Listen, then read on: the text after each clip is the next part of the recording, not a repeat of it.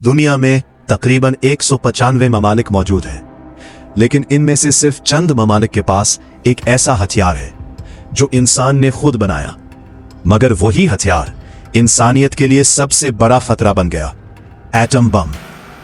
कहानी शुरू होती है साल 1945 से, जब अमेरिका ने पहली बार दुनिया का पहला एटमी धमाका किया।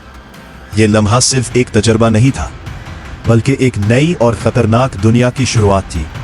चंद ही सालों बाद सोवियत यूनियन भी इस दौड़ में शामिल हो गया। फिर बर्तानिया, फ्रांस और चीन ने भी एटमी ताकत हासिल कर ली। वक्त गुजरता गया और यह ताकत दुनिया भर में फैलती गई। 1974 में भारत ने एटमी धमाका किया और फिर 28 मई 1998 को पाकिस्तान ने दुनिया को हैरान कर दिया। बाद में शुमाली कोरिया भी इस फहरिस्त में शामिल हो गया। लेकिन सवाल यह है कि आखिर एटम बम इतना खतरनाक क्यों है? एटम बम दरअसल एक निहायत ताकतवर साइंसी अमल पर काम करता है, जिसे न्यूक्लियर फिजन कहा जाता है। जब एक एटम टूटता है तो वो मजीद एटम्स को तोड़ देता है और यह सिलसिला एक चेन रिएक्शन बन जाता है। सिर्फ एक लम्हे में अरबों एटम्स टूटते हैं और फिर पैदा होता है एक खौफनाक धमाका।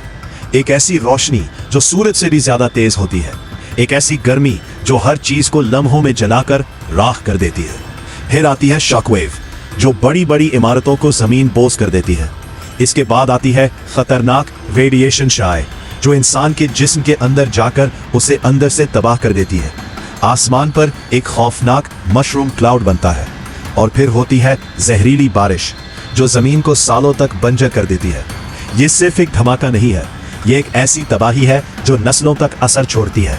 आज दुनिया में हजारों एटम बम मौजूद है, खास तौर पर अमेरिका और रूस के पास।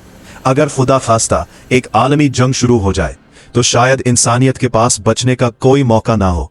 एटम बम ताकत की अलामत जरूर है, लेकिन यही ताकत हमारी बका के लिए सबसे बड़ा खतरा भी है। उम्मीद है कि यह हथियार कभी इस्तेमाल ना हो।